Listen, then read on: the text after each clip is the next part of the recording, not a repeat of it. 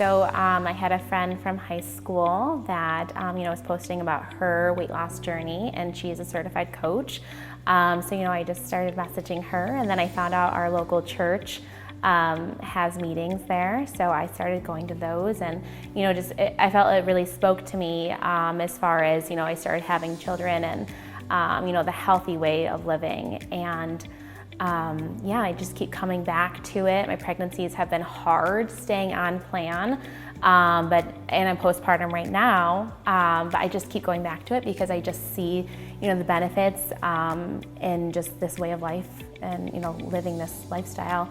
A turning point for me was after I had my firstborn, Oliver, and he was born with a very rare genetic disease called golden Haar syndrome.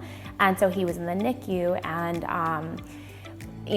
doctor's appointments after doctor's appointments, and I was not at a healthy weight, feeling, energy. And I thought, if I'm going to, I'm gonna cry, I'm sorry. I thought if I'm going to be around to care for him, I need to do something for myself. So that is when, I don't know, it just clicked in my head. And I had lost 95 pounds at that point. So after that turning point, 4 months later, I was down that much weight because it was such a drastic change for me.